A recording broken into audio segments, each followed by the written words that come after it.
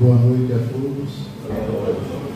Que a paz do Senhor Jesus se faça em todos os corações aqui presentes e também com aqueles que não puderam aqui estar nesta noite, que recebam também as bênçãos e as energias generosas que emanam do Cristo, que está conosco nesse momento.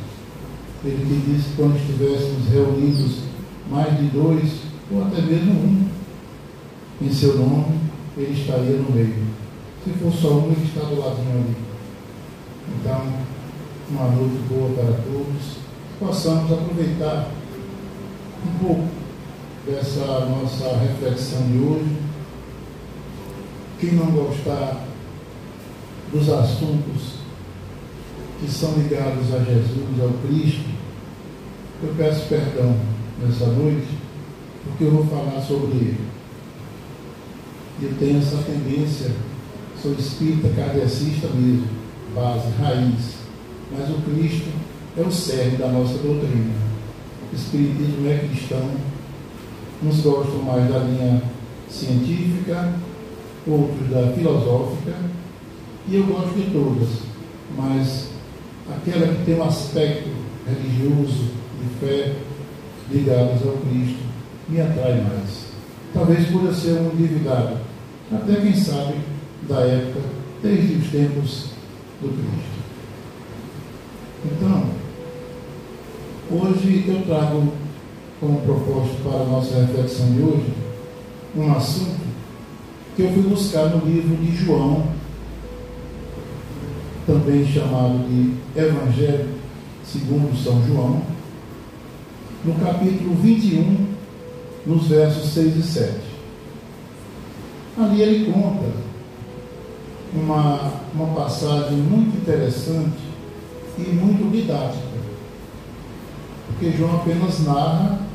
Todos os evangelistas, na verdade, são mais biógrafos, que eles narram os fatos que eles presenciaram ou que souberam, porque dos 4, só 2, não sei se os senhores sabem, dos 4 evangelistas, apenas 2 conviveram com Cristo. Mateus, antes chamado Levi, que era publicano, cobrador de impostos, em Cafarnaum, na coletoria de Cafarnaum. O outro tinha Mateus, Lucas, Marcos e João. João e Levi, agora Mateus, foram os 2 que conviveram com Jesus. Marcos e Lucas não.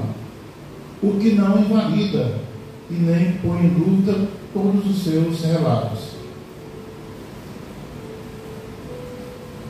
No capítulo 21 do Evangelho segundo João, esse registro interessante trata de uma das últimas aparições de Jesus, o Cristo, depois de sua ressurreição, quando ele já tinha ido para o martírio no Gólgota, e depois, 3 dias, como ele mesmo disse, ele voltaria.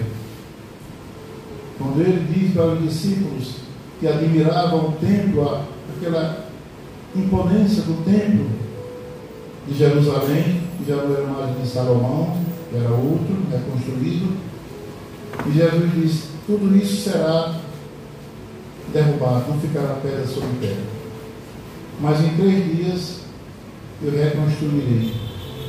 E eles ficaram admirados, e os fariseus inclusive disseram: mas como? Um templo desse que Salomão primeiro demorou décadas para construir, depois foi destruído por Nabucodonosor, e foi reconstruído novamente, depois concluído por Herodes, por incrível que pareça, e ficou uma obra fantástica.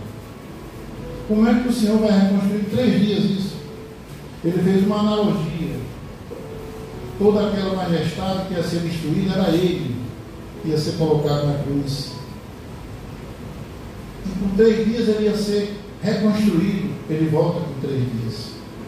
Então aí é a área filosófica da doutrina, que é muito, boa para a gente refletir. Então, essa história de João diz que em uma das suas últimas aparições, porque quando ele voltou, já depois de ressurrecto, ele apareceu a muitas pessoas, no caminho de Emaús, a dois dos seus discípulos, que também não o conheceram, depois de que o reconheceram quando ele parte o pão. Depois os 500 da Galileia, aparece a Miriam de Migdala, lá no sepulcro, enfim.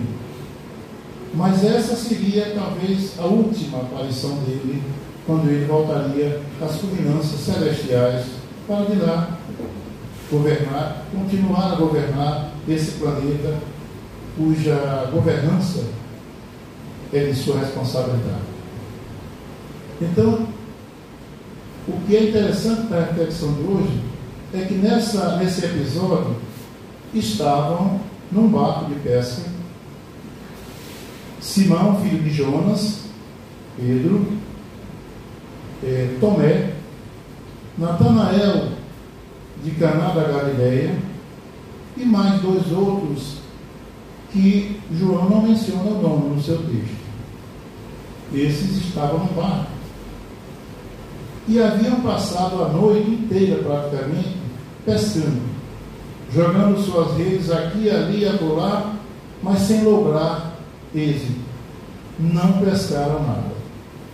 E olhem que tratavam-se de pescadores habilidosos, conhecedores de toda aquela região do mar da Galileia, que era o lado de Genezaré. Então, como podia naquela noite eles não pegarem nada? Já ao raiar do dia, eles voltando da direção, próximo à praia, à margem do mar da Galileia, leva a crer que era na região de Cafarnaum, que era onde mais Jesus andou, e Pedro também, seus apóstolos. Eles avistam um homem na praia e, em princípio, não reconheceram aquele homem. E, ao aproximar-se mais, o homem olha para eles e faz uma pergunta: filhos, tendes algo para comer? E eles, meneando a cabeça num gesto negativo, disseram que não. Então, o mestre olha para eles e diz: olha, lancem suas redes na banda direita do barco, e aponta com o dedo indicador. Lancem suas redes na banda direita do barco. E eles assim o fizeram. Até então, não sabiam de quem se tratava aquele homem que deu aquela sugestão, inclusive usando o verbo no modo imperativo. Lancem as redes na banda direita do barco. E lançaram as redes. Bom, já passamos a noite toda, não tem nada a perder mais, já vamos embora mesmo, né? Só mais um arrasto aí. E quando lançaram as redes, dá um tempo para recolher. E ao recolher as redes para o barco, algo aconteceu inusitado, muito diferente das grandes pescarias que já haviam feito, porque a rede vinha tão pesada, demasiado pesada, que eles tiveram muita dificuldade para colocar no barco, tamanho o número de pescado que vinha na rede. Então, eles, com dificuldade, se abasteceram, e então um deles, olhando mais detidamente para o homem da praia, disse: é o mestre, é o nosso mestre. E naturalmente ficaram felizes e foram em direção ao encontro do mestre, o homem da praia. Por que aquele pescador reconheceu agora o homem da praia e que antes não havia reconhecido? Depois da pesca maravilhosa, que aliás é o tema da nossa conversa de hoje, a pesca maravilhosa. Então, depois daquele inesperado, daquela pesca bastante exitosa, como não haviam ainda feito uma pesca daquele tipo, eles então foram ao encontro do seu mestre, de tantas caminhadas, de tantas noites, de tantos ensinamentos, nesses poucos 3 anos, mas que representou muito de convívio e aprendizado e preparo para que eles, quando o mestre foi embora, eles continuassem a fazer o que o mestre os havia determinado: ide e pregai o meu evangelho. Interessante que a gente pode pensar o seguinte: por que é que eles não reconheceram o mestre logo no início?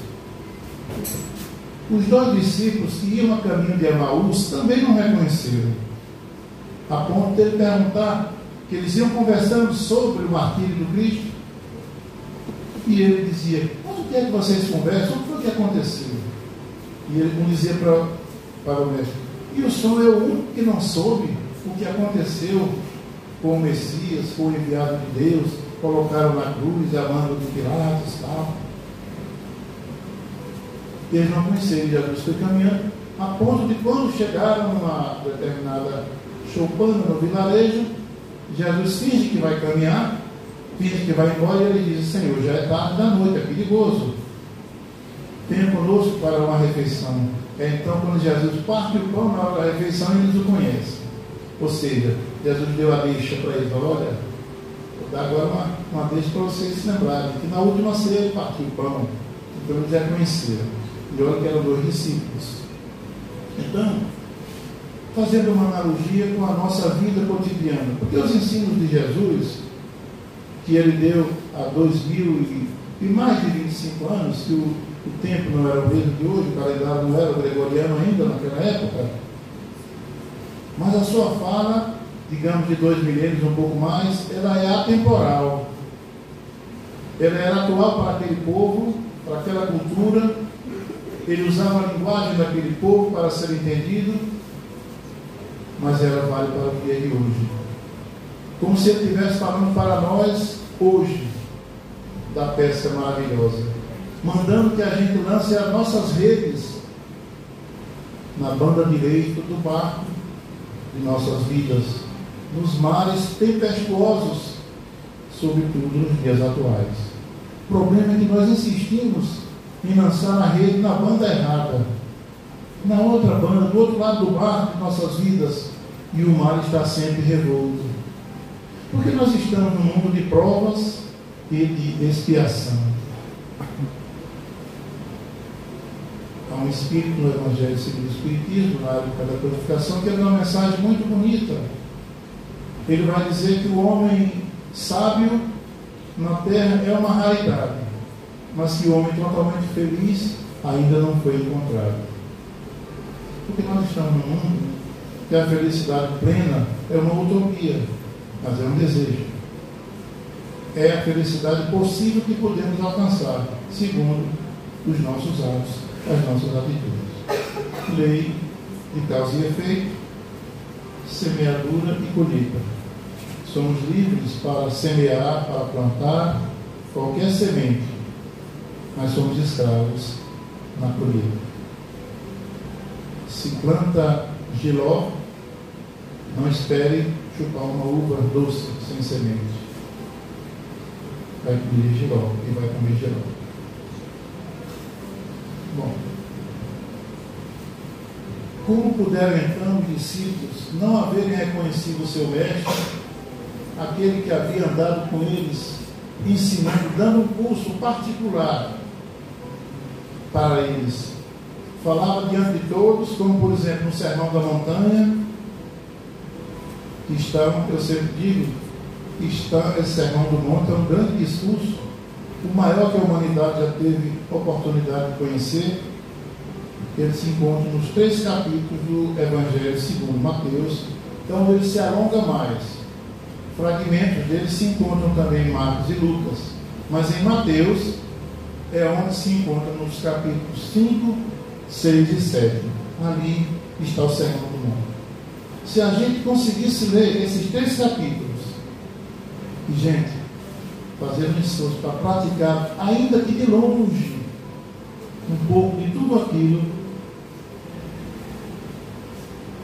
palestinos não estariam guerreando com israelenses, sírios com outros, Irã com não sei quem, O homem não estava roubando o outro.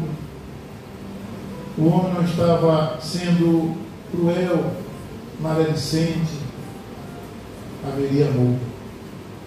Haveria amor na expressão mais profunda da palavra, que é como Jesus entendia o amor ágape, não o amor do homem ainda material, o amor sensual, o amor das curvas anatômicas da mulher bonita, ou do homem bonito, malhadão hoje em dia, nas academias, e a mulher se encanta. Não é esse amor. O amor tem o amor eros, é esse. Tem o amor philos, que já não é o amor meramente sensual, mas ainda é um amor que ainda pensa muito no meu e nos nossos. Mas o amor ágape, que é o amor que Jesus disse: amai-vos uns aos outros como eu vos amo. Mas ela não me ama. E o problema é meu? É dela. Meu marido não me ama. O problema é dele. Você que ame. Jesus mandou que você amasse. Ele não impôs condicionais. Ame se você for amado. Ame o seu próximo se ele lhe amar. Se não amar, você não tem obrigação. Era esse, aliás, o entendimento daquela cultura dos hebreus. Por isso que na parábola do samaritano, quando o doutor da lei pergunta: mas quem é o meu próximo? Porque eles tinham o entendimento de que o judeu devia amar e ser caridoso com o judeu. Ah, mas ele é saduceu. É samaritano, então aí o bicho pega. Não tem nenhuma obrigação. Por isso que Jesus conta aquela história, dizendo que um homem desce de Jerusalém para Jericó, quando foi assaltado por salteadores, por ladrões, e o homem ficou quase morto. E ele diz que vem um sacerdote do templo indo para Jericó, onde tinham suas mansões. Depois veio o levita, que era outra autoridade auxiliar do sacerdote no templo, dos ritos judaicos. Mas ninguém fez nada por um homem. Porque até havia uma questão que um judeu não poderia tocar no cadáver, senão ficaria impuro. E demandava um ritual muito danoso para poder se purificar no templo. Então ele não sabe se o homem está morto ou não, deixou para lá. E de propósito, na história, que é uma parábola, Jesus disse: vinha um samaritano, que era o arqui-inimigo dos judeus, e vendo aquele homem caído, prestou os primeiros socorros, levou na sua montaria até a cidade que já estava próxima, passou a noite cuidando como zeloso enfermeiro, e quando tinha que seguir no outro dia, chama o dono da estalagem e diz: aqui 2 denários, e o que gastares a mais, quando eu voltar, te restituirei. Cuide bem deste homem. Então Jesus disse, dando aquela lição de que o próximo é cada um de nós.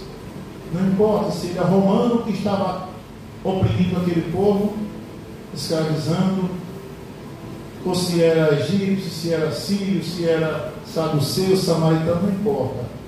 Aí depois Jesus faz a pergunta final para o próprio doutor da lei responder na parábola: qual desses 3 te parecem ser o próximo daquele homem caído na estrada? E o doutor da lei teve que dizer que era o samaritano, embora não pronunciou a palavra samaritano, que eles não pronunciavam sequer esse nome, tal a animosidade que havia entre eles. Mas ele disse: foi o homem que teve compaixão para com aquele caído na estrada. Então, quem foi que teve compaixão? O samaritano. Então Jesus queria esse amor, que não importa a quem você vai fazer o bem, se é meu amigo, se não é meu amigo, se é desafeto, mas é um necessitado, eu vou fazer o bem. Depois ele vai dizer, né? Amai também os vossos inimigos, orai pelos que vos perseguem e pelos que vos caluniam. É o amor na essência da palavra. É esse amor que, se a gente ler, como eu disse, os 3 capítulos do Novo Testamento, 5, 6 e 7 do livro de Mateus, a gente vai ver tanta coisa bonita ali. Ali é um verdadeiro, eu costumo dizer que é um verdadeiro manual de conduta a que todo ser humano, seja cristão ou não, devia ler e praticar. Mohandas Karamchand Gandhi, conhecido Mahatma Gandhi, era hindu, não era cristão. E ele teve a oportunidade de ler o Sermão da Montanha e disse, você já deve ter ouvido, que se todos os livros do mundo, todas as bibliotecas se queimassem num grande incêndio, mas se alguém salvasse o Sermão da Montanha, ele disse, tudo estaria salvo, nada teria se perdido. Tal a importância, o significado daqueles 3 capítulos desse sermão, que foi um grande discurso. Então, quantas vezes, minha gente, nós também não agimos assim? Não reconhecemos o nosso Mestre Jesus? Nós espíritas estudamos, participamos de grupos de estudo, nas casas espíritas, que todas têm. Conhecemos já todo o Pentateuco kardeciano, ou kardeciano, que é a mesma coisa. Conhecemos as obras auxiliares, André Luiz, Emmanuel, Ivone Pereira, Leon Denis, Gabriel Delane, Herculano Pires e tantos outros luminares do Espiritismo que contribuem com sua obra. Já sei o Livro dos Espíritos, com todas as 1019 perguntas, eu sei todas as respostas. Mas na hora de praticar, Francisco de Assis dizia que o Evangelho de Jesus deve ser vivenciado, entenda-se, pregado, quando possível, até pregado. Outro dia, um irmão nosso lá do centro, que eu sou um modesto trabalhador, me contava um caso que viu um rapaz na rua e tal, e ele com um plásticozinho, uma improvisada tenda no terreno, que todo dia era expulso, ia para cá, expulsava, ele ia para lá, e ele se compadeceu daquele homem, aí botou no grupo que a gente tem lá, pedindo um auxílio para comprar uma lona, dizendo até o preço, tudo, ele era uma pessoa honesta, todo mundo colocou, a lona era R$170, já passava de 300 o dinheiro que arrecadou, e ele, dando satisfação aqui, ia devolver o restante. Eu sugeri que, em vez de devolvesse, que ele comprasse mantimento para aquela criatura. E ele assim fez. Aí queria que eu fosse lá testemunhar, ele disse, não. Se você enganar, está enganando a você mesmo, não é a mim. E eu confio em você, eu sei que você vai. E ele foi e entregou. Aí depois ele me perguntou, foi tão bom, ficou tão feliz, rapaz, até ficou um pouquinho para entregar. Não. Eu disse, olha, você hoje pregou verdadeiramente o Evangelho de Jesus Cristo. Você cumpriu tudo aquilo, os 28 capítulos que tem no nosso Evangelho segundo o Espiritismo. Você pregou verdadeiramente o Evangelho de Cristo. Porque pregar o Evangelho não significa falar. É como dizia Francisco de Assis, quando possível fale, porque é necessária a pregação, né? A divulgação, para explicar, para traduzir algumas coisas que não são bem entendidas, mas a verdadeira ação é que configura o Evangelho. Então, quantas vezes nós conhecemos toda a obra e dizemos até não, todos os dias eu vou à casa espírita, assisto a palestra, tomo o passe, não perco o passe por nada nesse mundo. Tem gente que pode chegar no último minuto da palestra, mas o passe ele não perde.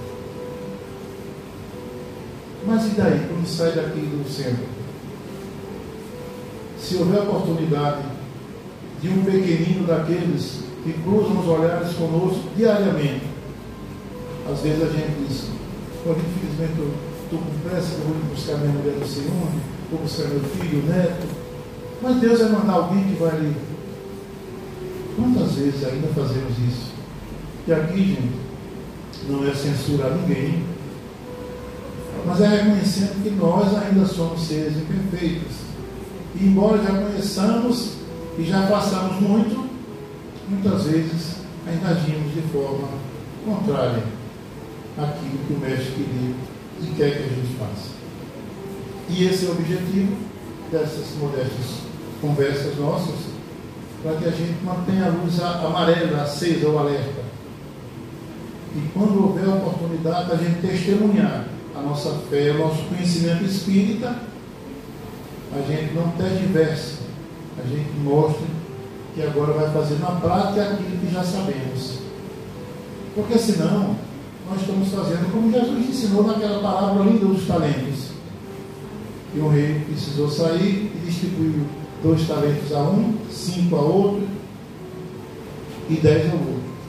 Cada um multiplicou na hora da prestação de conta. Quem recebeu 2 de 100, eu sei que o Senhor é justo.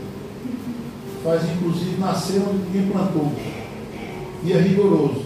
E eu, temendo o Senhor, guardei o tesouro, está aqui os 2 que o Senhor me deu. Então, aquele homem não fez nada, ele tinha que fazer como os outros. E assim, a gente, quando não faz aquilo que já sabe que deve fazer, nós já temos o talento do conhecimento, e quando não praticamos, estamos enterrando o talento. E naturalmente ninguém vai ser condenado às penas perpétuas que a doutrina espírita nos ensina que não há. É só ler o livro Céu e Inferno que a gente vai entender que não há degredo perpétuo, eterno. Senão o Deus que Jesus mostra para nós não seria isso. Podia ser lá o Deus de Abraão, de Moisés, de Isaac e de Jacó. Mas o Deus que Jesus mostrou, dizendo, é o mesmo. Mas ele não age assim. Não é um Deus que tem ira, que faz cair sua ira sobre os seus próprios filhos, exterminando. É um Deus que não é aqui aceito por nossos erros, mas que sabe, ele não é onisciente. Olha um dos atributos da divindade, onisciência. Ou seja, ele sabe tudo. E se ele sabe tudo, por óbvio, ele sabe que nós somos ainda crianças, espiritualmente falando. Estamos ainda nos primeiros passos, e que vamos errar, e errar, e errar. E ele vai dar tantas oportunidades quantas forem necessárias. Porque na pergunta 132, se não me falha a memória, uma nota que corrijam depois, do Livro dos Espíritos, o professor Hipólito Leão Denisato Rivaio, Allan Kardec, codinome, ele pergunta aos espíritos superiores na codificação da doutrina no século XIX: qual é a finalidade, ou qual o objetivo da encarnação? Os espíritos, resumindo disso, é que você vai evoluindo para atingir a perfeição. É isso que Deus quer para que Ele manda aqui. Para uns é uma expiação, para outros uma missão. A gente vai ver onde a gente se encontra. Certamente missionários são poucos.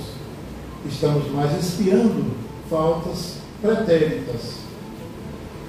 E benesse do Criador, o nosso Deus amoroso, tendo oportunidades, até pelo véu do esquecimento, não lembramos do que fizemos.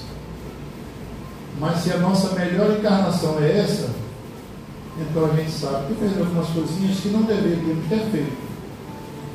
E o Pai tão generoso, tão amoroso, que nos manda, passa um véu no nosso arquivo. De vez em quando a gente tem os flashes, né? Aquele homem mau, homem velho, como dizia Saulo de Tarso, ele ressuscita. Mas o homem bom que também habita em nós, como centelha divina, sufoca o homem velho. E diz, não, eu já sei um pouquinho. Com certeza eu não sei o que eu fiz, mas fiz coisa ruim. É só a gente ver as nossas tendências, o que a gente gosta hoje. É aquilo que a gente foi excessivamente apegado lá no passado. Nas viciações do sexo, da desonestidade, de passar a perna no outro, de furar fila, de fazer-se de vítima para que os outros nos ajudem a dia eterno. Então, pelas nossas atitudes e os nossos desejos, é que a gente tem uma ideia de que a gente foi. Quando Jesus ensina na oração dominical, todos conhecem, né? É o Pai Nosso. O nome ali é oração dominical, porque vem de Dominus, no latim significa Senhor. Então, é a oração do Senhor Jesus. Quando naquela oração ele diz: e não nos deixeis cair não é em tentação. Os que estudam mais o hebraico dizem que não nos deixeis cair quando em tentação, porque ele vai dizer que a tentação vem para todos. É a nossa prova, o nosso teste. Se eu fui um viciado em drogas, a droga vai passar perto de mim, ou eu perto dela, para ver se eu já estou em condições de não mais recalcitrar naquele erro do passado. Não, mas não pode ver um rabo de saia, como se diz na linguagem popular. Eu era um viciado na sexualidade. Não tem mulheres também que não podem ver uma perna de homem, uma berruda, né, como se diz.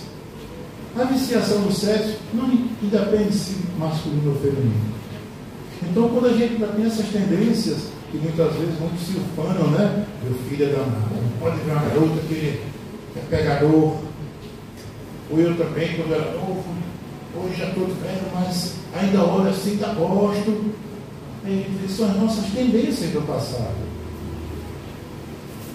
Então, não nos deixeis cair quando estivermos diante da tentação. Ele está pedindo ali, ele ensina a gente a rogar ao Pai, né? Pai nosso que está nos céus. Ele está dizendo já que é o Pai de todos, todos somos irmãos, portanto somos centelhas divinas. Quando ele diz, vós sois deuses, é que nós somos um pouquinho de Deus.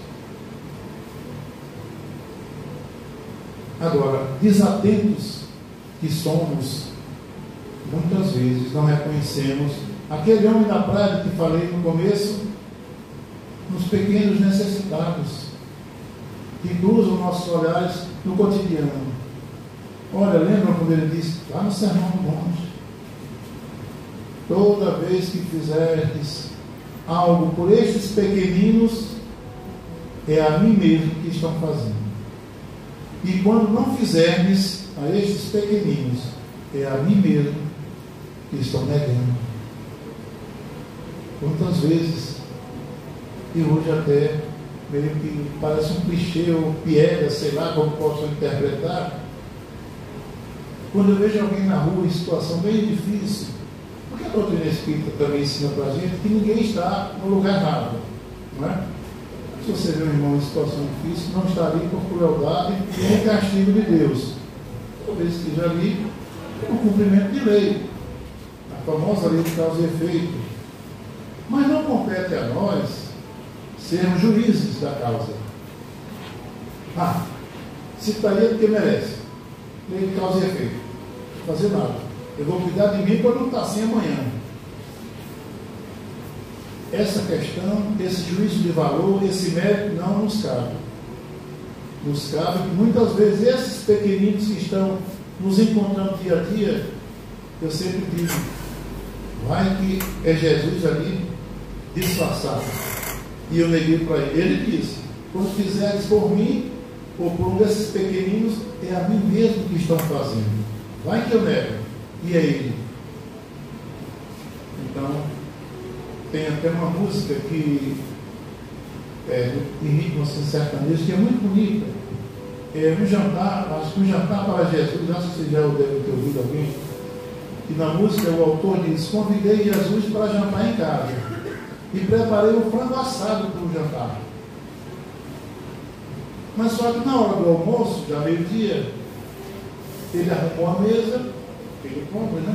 Mas preparou um frango com todo carinho, bom tempero. Alguém bateu a porta e disse, Jesus que chegou. Opa, feliz da vida. Não. Era um mendigo, cheio de ferida, pedindo, pelo amor de Deus, que ele desse algo de comer. Ele foi lá e tirou uma coxa do frango. Já ficou aleijado o frango, né? Só tinha duas. E ele disse, meu Deus, e agora? Demorou um pouco, nada de Jesus chega, bateu a porta. Ele disse, agora é ele. Era uma criança chorando e que pediu, além do alimento, também um pouquinho de companhia, uma historinha para contar. Meu Deus, e agora? Convidei Jesus. Foi lá e tirou a outra coxa. O frango já ficou agora totalmente decepado, amputado. E de repente, demorou um pouco mais, bateu a porta, era Jesus. Ele, cheio de dedo, convidou Jesus para entrar, feliz da vida. E quando Jesus senta-se à mesa, ele vai explicar, Senhor, eu preciso explicar para o Senhor Jesus, calma. eu não preciso mais do almoço. Mas, Senhor, é que ele foi tentar explicar e Jesus disse: não, eu já estou satisfeito com as 2 coxas do frango que você me deu. Passei cedo, você me deu uma, depois eu passei novamente, você me deu a outra. Aí caiu a ficha, né? Ai, meu Deus, foi ele aquele mendigo e depois o menino chorando. E o menino saiu dizendo, todos eles, que Deus te dê aumento, que nunca lhe falte o pão. Todo mundo diz como a gente faz com caridade, não é? Então é assim, a gente às vezes tem que pensar muito quando vê as pessoas em situação difícil e pensar o seguinte: o que é que eu posso fazer? Bom, eu não posso resolver o problema, mas o que eu posso contribuir, pelo menos para que minimize aquela situação vexatória para o nosso irmão. E fazer a pergunta: o que Jesus faria nesse caso? A resposta já está na sua mente. Na questão 459 do Livro dos Espíritos, Kardec também, professor Ivair, ele pergunta: os Espíritos influenciam em nossas vidas, em nossas atitudes, em nossas ações? E a resposta: mais do que podeis imaginar. E de ordinário, são eles que vos dirigem dia a dia. Então, isso podemos traduzir o seguinte: que nós, na hora de tomar uma atitude, os bons espíritos estão a nos dizer, eles não dirigem a gente de ordinário, eles não estão nos acompanhando, eles estão a dizer: faça isso, faça aquilo. Você tem as intuições, mas tem a outra turminha dizendo: não faça. A questão é a quem você vai dar ouvido. Geralmente o que fala mais alto é para você não fazer, ou fazer a coisa errada. O apóstolo Paulo, o apóstolo dos gentios, ele dizia que nós somos rodeados por uma nuvem de invisíveis. É o que Kardec me perguntar 19 séculos depois, na questão 459, se eles influenciam nossas vidas. Ele diz que nós estamos acompanhados pelos Espíritos. Temos os dons dos nossos Espíritos amigos, familiares, o nosso Espírito guia, protetor, anjo de guarda, que nome dei. E a gente sente as intuições. A questão é se eu vou dar ouvido ou se prefiro o que a maioria prefere: a comodidade, o conforto, né? Hoje aqui, vocês poderiam estar em casa vendo sua Netflix, ou futebol, ou vendo as redes sociais, que aliás está adoecendo todo mundo, mas vocês escolheram vir assistir uma palestra aqui. Deram usar, sou eu hoje, né? Mas, perdoe nas faltas, mas alguma coisa vocês vão aproveitar. Porque as histórias desse homem, o homem da praia, é impossível você não tirar algum proveito. Então, meus amigos, quando virem alguém na rua, lembre-se, é um daqueles pequeninos que pode ser a nossa prova do dia, nossa lição do dia hoje. Ah, mas eu não tenho nada aqui. Hoje todo mundo tem um Pix, qualquer coisa. Às vezes a gente compra farol assim, né? No carro. Então, eu às vezes faço isso como sugestão, né? De acordo com as posses de cada um. Às vezes eu compro uns panetones quando está em promoção, assim, aquele mais barato, R$12, R$8. Às vezes eu compro de mês, se tem um saláriozinho, compro lá 10, 20 e vai no carro. Não dura muito, né? Cada semáforo vem sempre um. Às vezes aquele panetonezinho que para mim foi muita coisa, é a refeição única do dia daquele irmão. Então, o pouco que a gente pode fazer, às vezes é muito para quem recebe. E caridade, gente, olha o lema do Espiritismo: fora da caridade não há salvação. Caridade não é esmola. A esmola, ou o óbolo, é também parte da caridade. Mas a esmola, via de regra, é aquilo que você tem em excesso. Ah, estou com muita roupa, comprei no shopping, umas roupas de marca, tem umas roupinhas rasgadinhas, vou dar. Está entulhando aqui meu guarda-roupa, preciso botar uma nova. Então estou me livrando daquilo. E estou dando, escolhendo ainda as mais ruinzinhas, né, para lá. Ah, estou com umas moedinhas de 10 centavos, 15, gente, não dê não. 10 centavos não dá para nada mais hoje em dia. Então, se você puder dar 5 reais, dê 2. Mas dê o que você dá com amor. Não dê para se livrar, que você só está dando uma esmola. Agora, a verdadeira caridade é quando você doa. Doa do verbo doar, que vem do latim donare, significa dar mais, dar além da conta. Isso é doar. E também quando você doa, você está dando com amor naquilo que você está doando. Você está sentindo a felicidade de que fosse você aquele que está recebendo aquele grande benefício. É como se você estivesse com fome. A última sua refeição foi ontem de manhã, hoje é de noite. Como diz, as tripas estão colando na barriga, né? Aqui no linguajar nordestês. Aí vem alguém e oferece uma torta de frango bem gostosa, dá uma garrafa de suco, e depois ainda diz, toma aqui 20 reais, irmão, compra ali um pãozinho para a noite. Pense na alegria desse cristão, desse irmão nosso. Mas você sente a alegria como se fosse você quem recebeu aquilo que está no faminto e que foi agora contemplado pelaquela caridade, pelo aquele gesto de amor. Isso é caridade. Não é dar o que lhe sobra, não é se livrar daquilo que não serve mais. É dar, inclusive, aquilo que você gosta. Vai dar uma camisa.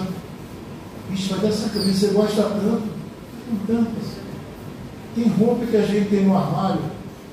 Por que não dá essa? Não dou porque eu gosto muito. Comprei Gramado no frio. Mas já tem 12 anos, sabe que é boa, não gasta. Eu uso pouco. Cadê, meu velho? Não, eu gosto tanto dessa roupa. Quer dizer, você gosta de uma roupa. Isso é apego. E a gente tem que se apegar nem com os que a gente ama. Você não tem que ter apego pela mulher que você ama, pelo filho que você ama, pela sua mãe, pelo seu pai. Você tem que ter amor. E quem ama é desapegado. Filhos nascem para o mundo. A gente os prepara. Porque um dia nós também saímos do ninho e deixamos os pais sozinhos. Então você não tem que se apegar. Tem pessoas que, meu filho, se pudesse casar, aqui morar aqui em casa, todo mundo, é um inferno, né? Na hora que só, porque dá problema. O homem vai construir sua família agora. O laço continua. Mas a família dele agora é ele, a mulher e os filhos que ele vai construir. Porque nós deixamos a nossa para fazer a nossa família. Então, agora você ama. E quem ama não precisa estar perto. Quem ama, ama. Mas morreu. Desencarnou. No corpo, destruído. No outro dia tem que ter cuidado, senão ela começa a cheirar mal. Mas o Espírito se libertou do casulo que prendia aqui na terra. E quem ama, do outro lado, vem visitar você num sonho. Você em desdobramento, vai lá, conversa, vê os entes queridos que já foram, os amigos. Tive um sonho tão real, parecia que estava falando com fulana ou com fulano. E estava falando. É claro que não podemos ser fanáticos. Há sonhos que são meros registros do nosso subconsciente, a gravação daquilo que a gente passou durante o dia. A psicologia está para explicar. Mas grande parte de nossos sonhos, você está entrando em contato com seres fora da carne. Você está indo lá, não é eles indo aqui. Porque toda vez que você dorme, você fica semi-desligado do corpo. Fica desligado, porque se desligar o corpo morre. Mas você tem o espaço em que é o período que nós encarnados, nosso espírito, tem a liberdade de voltar para o verdadeiro mundo e encontrar com todos aqueles. Mas eu queria tanto encontrar minha mãe, meu irmão, e nunca vi. Porque nem sempre é possível, nem sempre você tem um merecimento para isso, nem ele pode, às vezes, ainda entrar em contato com você. Mas o amor não separa ninguém. O amor une. E o amor não é desapego. Mas fulano me traiu, ou me deixou, nunca me traiu, mas me deixou porque disse que não gostava mais de mim. Foi honesto. Não viver sem gostar não, é uma tortura para aquele que não gosta mais. Mas eu ainda amo. Então mostra o seu amor. Minha filha, seja feliz. Não é fácil. Não é fácil. Mas é verdade. Seja feliz. Tenha juízo. Não vai sair por aí, né, fazendo bobagem. Eu quero ver você feliz. Não quero ver você sofrendo. Então o amor não aprisiona. O amor liberta. Apego a nada. Muito menos a roupa. Não dou essa pergunta porque eu gosto tanto. Foi um presente. Gente, não tem sentido.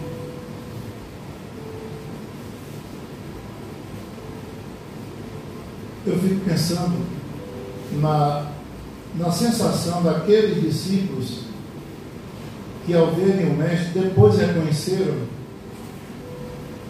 e entre si, depois que o mestre se foi, que ali foi uma das últimas aparições, se não a última, e disseram: agora não vejo mais nosso mestre. E um dizendo para o outro: como você não viu logo ele? Não só que era ele, não. Como não conhecemos o nosso mestre? É porque acho que o mestre não queria que eles reconhecessem primeiro. Eles reconheceram depois da pesca maravilhosa. Quantas vezes a gente precisa de uma pesca maravilhosa em nossas vidas, que aconteça algo de bom? Meu filho passou no Enem, primeiro lugar, pode escolher onde quiser a faculdade de medicina ou de direito, não sei. Ganhei na loteria, vira a mega cena da virada, comprei aquele carro que eu queria, aquele apartamento que eu queria tanto conseguir.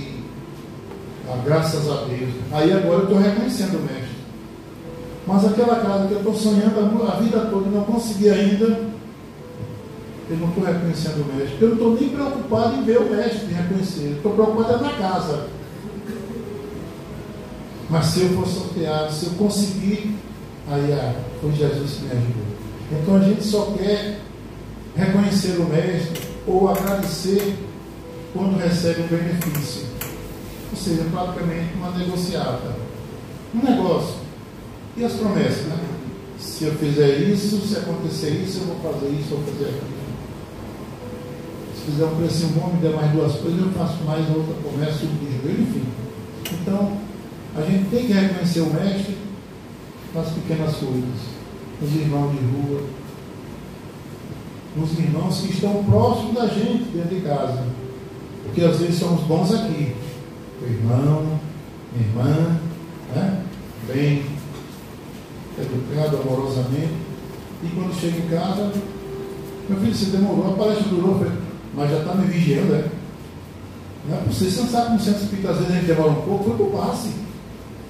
Aí alguém ouve e tem aquele homem que estava lá falando tão bonito, que eu gostei até do que ele disse, mas então, se gostarem, façam o que eu estou dizendo. O que eu fizer de errado, não façam. Jesus disse para os seus discípulos, diante do templo, era sempre ali no templo, eles elogiando o templo e fazendo os queixumes que estavam falando de Jesus, chamando ele de feiticeiro, de bruxo, disso, daquilo, de impostor, de revolucionário. E Jesus diz: meus filhos, o homem do mundo é mais mau, é mais ignorante do que mau. Portanto, se falam isso, agem assim, é porque não conhecem ainda a boa nova que eu trago dos céus para eles. Então, vamos fazer, já chegando ao fim, vamos fazer como sugestão o seu amigo Beto aqui, vamos lançar a nossa rede, a nossa vida na banda direita do barco dos mares de nossa vida. Quando Jesus manda lançar na banda direita, muita gente pensa, lendo esse texto, como um milagre. Fez aparecer os peixes, os cardumes. Não. Porque milagre é derrogação de lei. Jesus não veio derrogar a lei e vim dar cumprimento, disse ele. Eu não vim mudar a lei, eu vim cumprir. Jesus era o grande médium de Deus. Então ele viu que aqueles homens, os seus discípulos, estavam lançando a rede no lado errado, ainda com a visão material. E ele, com a sua visão crística, estava vendo os cardumes todos do lado de cá. Ô meus filhos, é aqui que estão os cardumes, lança aqui a rede. E ele está a dizer para nós todos os dias: em que lado do nosso barco, qual a banda devemos jogar a nossa rede para colher a fartura, alimentando nossa alma, nosso espírito ainda tão carente. Então, meus irmãos, vamos lançar a rede na banda direita, aquela que o Mestre Jesus não apontou só para aqueles discípulos, mas está apontando para nós nos dias de hoje. E fazendo assim, vamos ficar repletos do alimento que verdadeiramente nos fará levar à perfeição. Ele não disse: eu sou o caminho, a verdade e a vida. Todo aquele que crê em mim não terá fome. E todo aquele que me seguir também não terá sede. João 14,6. Eu sou o caminho, a verdade e a vida. Ninguém vai ao Pai senão por mim. Se lançarmos a rede na banda direita que Ele está mandando, estamos indo no caminho do Pai, que Ele é o caminho e é o caminho verdadeiro. E esse GPS, esse Waze, não vai dar fora, mesmo que caia o sinal de internet. Mas nesse caso aqui é banda larga eterna. Gente, muito obrigado. Já passei da hora, eu sou disciplinado. Que Jesus abençoe a todos. E não esqueçam, a banda é a banda direita, que pode ser a esquerda, do meio, da frente. É lançar na banda certa, seguindo as intuições que a gente recebe dos espíritos amigos que estão amando do próprio Cristo. Muita paz, que Jesus os abençoe. Deus seja com todos.